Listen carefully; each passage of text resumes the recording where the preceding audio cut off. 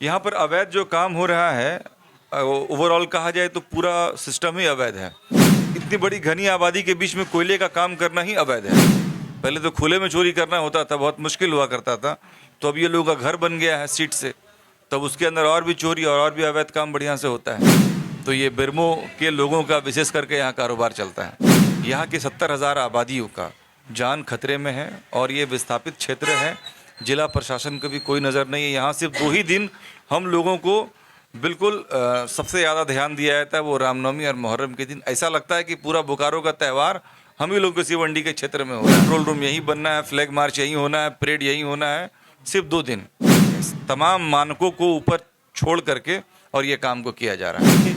इन्होंने लगभग 1.5 साल से लगातार इस प्रदूषण के खिलाफ आवाज़ उठाई है, अफसरों को अवगत कराया, लेकिन अब तक कोई ठोस कार्रवाई नहीं हो पाई है। जोहार, ग्रामीण टीवी में आप सबका हम स्वागत करते हैं। इस वक्त हम सिवंडी में हैं और हमारे साथ में रौनक अफरोज जी हैं, जो एक समाज सेवी हैं। सर्ववेल सोसाइटी एक एनजीओ भी चलाते हैं। सबसे बड़ी बात है कि रौनक अफरोज जी ने हाईकोर्ट में पीआईएल दायर की है और पीआईएल है रेलवे गुड्स शेड को लेकर।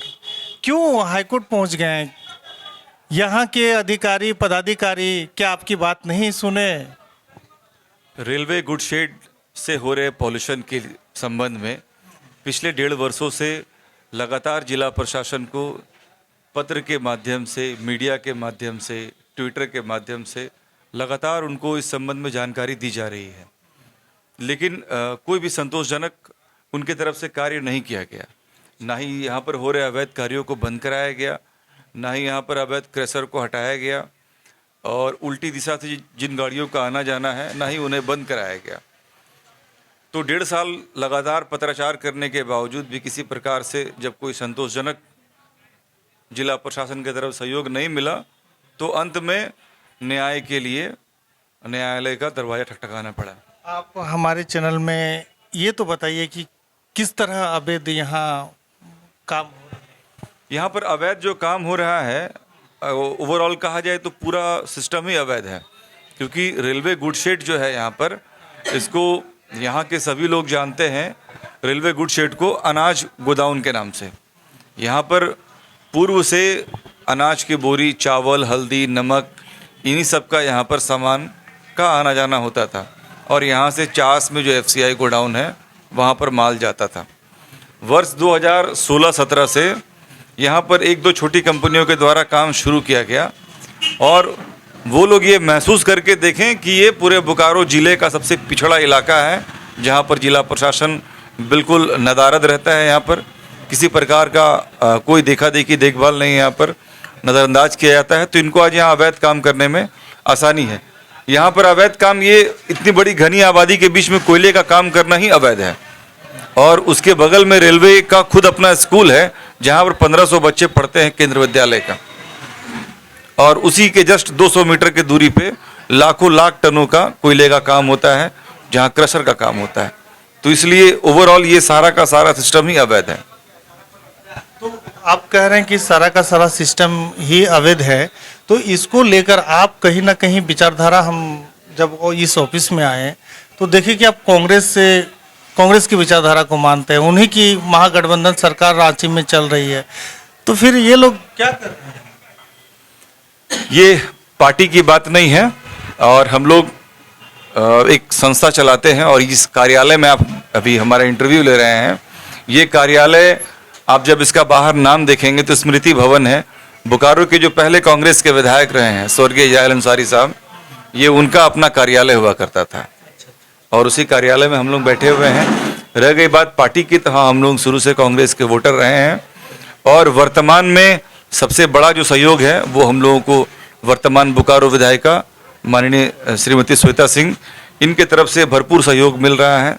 आज से 8 दिन पूर्व में आपको देखने ही मिला होगा अखबार के माध्यम से कि पूरा जिला प्रशासन में एक हड़कंप था इस रेलवे गुड शेड को लेकर के। तो पार्टी नहीं बल्कि बोकारो विधायक की तरफ से भरपूर सहयोग है। रौनक जी, आप लगभग 1-1.5 साल से आप कहीं ना कहीं इस पॉल्यूशन के खिलाफ लिख रहे हैं, लोगों को बता रहे हैं विभिन्न पत्राचार के माध्यम से, डिजिटल मीडिया के माध्यम से, लेकिन अब तक जो है कि अब तक कोई कार्रवाई हो पाई है कि नहीं जिला प्रशासन की तरफ से? नहीं, अभी तक कोई कार्रवाई नहीं हुआ है। पॉल्यूशन कंट्रोल बोर्ड की तरफ से सिर्फ 8-8 फीट का बोर्ड लगा दिया गया है बैरिकेडिंग के लिए, और वो बैरिकेडिंग होने के बाद इन लोगों के लिए चोरी करना और भी आसान हो गया। पहले तो खुले में चोरी करना होता था, बहुत मुश्किल हुआ करता था, तो अब ये लोगों का घर बन गया है सीट से, तब उसके अंदर और भी चोरी और भी अवैध काम बढ़िया से होता है। आपकी गाड़ी का जो शीशा है उसको भी तोड़ दिया गया, तो कौन लोग हैं जो ये इस तरह अवैध काम यहाँ पे कर रहे हैं? ये NH के नज़दीक में A1 वे ब्रिज है कांटा घर, जो नापतोल विभाग के लापरवाही के कारण हाईवे पे उनको परमिशन मिल गया है, जिसके लिए पिछले 2 वर्षों से लगातार हम लोग DTO मैडम को, DTO सर को लगातार इस संबंध में जानकारी दे रहे थे। अंततः किसी की तरफ से कोई कार्रवाई नहीं किया गया। लास्ट में हमको अपना गाड़ी कांटा घर पे ले जा करके आज पिछले 3 महीना से खड़ा रखे हैं, तो ही कांटा घर बंद है। कांटा घर को जिला प्रशासन की तरफ से बंद नहीं किया गया है, ना ही उस एजेंसी की तरफ से बंद किया गया है जो उस कांटा के संचालक हैं, बल्कि हमको जबरन अपना गाड़ी उसके ऊपर खड़ा करना पड़ा है, तब कहीं जाके आज पिछले 3 महीना से इस हाईवे में कोई दुर्घटना नहीं हुई है। ठीक है, लेकिन वहाँ पे अवैध जो कोयला का डिपो बना हुआ है, जमीन कब्जा करके लोग रखे हुए, ये लोग कहाँ से बिलोंग करते हैं? ये यहीं के लोकल के हैं कि बाहर के हैं, कहाँ के हैं? विशेषकर बेरमो से हैं। हाँ, अब बेरमो बहुत प्रभावशाली क्षेत्र रहा है पूरे झारखंड में, तो ये बेरमो के लोगों का विशेष करके यहाँ कारोबार चलता है। आप इस तरह का काम कर रहे हैं, हमको लग रहा है कि आप पर भी हमला हो सकता है। होने को तो कुछ भी हो सकता है, और इतना सोच के कोई काम को नहीं किया जाता है। मतलब आप चाह रहे हैं कि ये जो आसपास का जो क्षेत्र है, हम स्क्रीन पे दिखा रहे हैं, मस्जिदें भी गंदी हो रही है, उनकी छत जो है, और भी बाकी घर द्वार भी हम दिखाने का प्रयास कर रहे हैं, बड़े बड़े जो सेट बना हुआ है। आप मैंने चाह क्या रहे हैं, जो रेलवे गुड्स का जो नियम है उसी के तहत ये काम करे, बाकी ये तमाम तरह की चीज़ें जो है उनको हटा दिया जाए?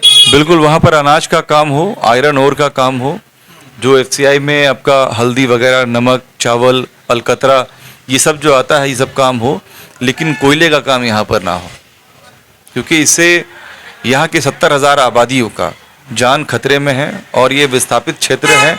जिला प्रशासन को भी कोई नज़र नहीं है। यहाँ सिर्फ 2 ही दिन हम लोगों को बिल्कुल सबसे ज़्यादा ध्यान दिया जाता है, वो रामनवमी और मुहर्रम के दिन। ऐसा लगता है कि पूरा बोकारो का त्यौहार हम ही लोग के शिवंडी के क्षेत्र में हो रहा है। कंट्रोल रूम यहीं बनना है, फ्लैग मार्च यहीं होना है, परेड यहीं होना है, सिर्फ 2 दिन। उसके अलावा और कोई दिन भी जो हम लोगों के ऊपर ध्यान नहीं दिया जाता है। बिल्कुल शहर से बाहर इस क्षेत्र को समझा जाता है, इसलिए इस क्षेत्र में कोई भी काम हो, जिला प्रशासन को कोई मतलब नहीं है। मान के चलिए कि वो कंपनी वाले यहाँ से खूब कमा रहे हैं, तो रोड वगैरह में पानी उनी नहीं डालते? कुछ भी नहीं, ना ही ये इनको पर्यावरण का चिंता है, ना ही इनको प्रदूषण का चिंता है, किसी प्रकार का नहीं। तमाम मानकों को ऊपर छोड़ करके और ये काम को किया जा रहा है, जिसमें ARM से हम संबंधित इस विषय पे लगातार उनसे मिल चुके हैं। वो भी आश्वासन दिए कि हम इस पे उचित कार्रवाई करेंगे, लेकिन कोई कार्रवाई नहीं होने का है। अब ये स्पष्ट है कि हम लोग इस रमज़ान के महीने के बाद हम लोग बिल्कुल हाईवे में हम लोग धरना देंगे, और इस काम को हम लोग स्वयं बंद करवाएंगे। लेकिन अब तो आप कोर्ट चले गए ना? ये ग्रामीणों के अंदर में एक बहुत ज़्यादा इस चीज़ को लेकर आक्रोश है कि ऐसा क्या है कि इस चीज़ के लिए लगातार कहा जा रहा है, उसके बावजूद भी अवैध काम को करने दिया जा रहा है। अगर आपको यकीन नहीं है, हमारे बगल में बैठे हुए हैं चास प्रखंड JMM के उपाध्यक्ष फिरोज भाई हैं, आप इनसे ही पूछ सकते हैं। क्या हम इसको बंद कर दिया जाए। क्रेशर यहाँ चल रहा है अवैध रूप से, क्रेशर को बंद किया जाए। और यहाँ पर जैसे पहले गोदाम में उतरता था चावल, ये सब उतरता है, उस सबसे कोई दिक्कत नहीं है, लेकिन कोयला का जो कारोबारी हो रहा है यहाँ पर कोयला का, वो बहुत ही, उससे बहुत बीमारी होगा यहाँ पर। प्रदूषण बढ़ रहा है। जी चाचा, आपका क्या नाम हुआ? मेरा नाम अब्दुल रजाक। क्या कहना चाह रहे हैं? ये जो रौनक अफरोज जी गंभीर आरोप लगा रहे हैं, PIL दायर कर दिए हैं, और ये कह रहे हैं कि इस क्षेत्र के लोग इतने आक्रोशित है कि हम लोग NH पे धरना दे देंगे, NH जाम कर देंगे अगर इस पर अगर कार्रवाई नहीं होती। कि ये प्रदूषण से कम 2 साल लगभग हो चुका है, और इस पर किसी भी तरह का जिला प्रशासन की ओर से कोई कार्रवाई नहीं की जा रही है। जब ये एफआईआर दायर किया गया है तब प्रशासन एक बार लगातार सारे प्रभारी लोग को बुला के देख रेख करने के लिए कहा गया और कहा कि भाई इसका माना ओपन नहीं जाना चाहिए कोयला वगैरह, जबकि कोयला गिराने का कोई यहाँ उत्पन्न नहीं है। जो सरकार के यहाँ से लगता है नहीं चाचा कि ये यहाँ जो है सिस्टम का माई बाप नहीं है। सिस्टम का माई बाप ही नहीं है, और जो हमारे इस इलाके के लोग हैं ना, उन लोग को मैंने जरा पर भी नहीं समझ में आ रहा कि इससे हमारे बुजुर्ग को, बच्चे को, आने वाले जो बच्चे होंगे उनका भविष्य कैसा हो रहा है। इतने लोग बीमार हो चुके हैं, सारे लोगों का इलाज के लिए समझिए कि पैसा भी नहीं है, उसकी कागजात भी हम लोग के पास आ चुका है, कई लोग मर भी चुके हैं। तो ये प्रशासन विभाग को आप लोगों ने लिखा भी अवगत कराया है? बिल्कुल बिल्कुल उनको कराया गया है, और उन्होंने कहा था कि नहीं इसको मैंने बंद किया जाएगा, लेकिन जिला प्रशासन खास करके बोला कि पानी छिड़काव कीजिए। तो 1 सेकंड पानी छिड़काव करने से 24 घंटा क्या वो रहेगा? नहीं रहेगा। इस तरह काफ़ी लोग यहाँ से परेशान हैं इस प्रदूषण से, और इसके अलावा कम से कम 4-5 किलोमीटर दूरी तक मैंने इसका फैल जा रहा है। आज क्या आ रहा है कि छत के ऊपर में हम लोग कोई कपड़ा नहीं डाल पा रहे हैं, इसलिए काफ़ी दुखी हैं इस मतलब प्रदूषण नहीं बंद होने से। बिल्कुल बिल्कुल, अच्छा स्वस्थ होना भी बहुत ज़रूरी है। जी रौनक जी, अंत में और कुछ कहिएगा?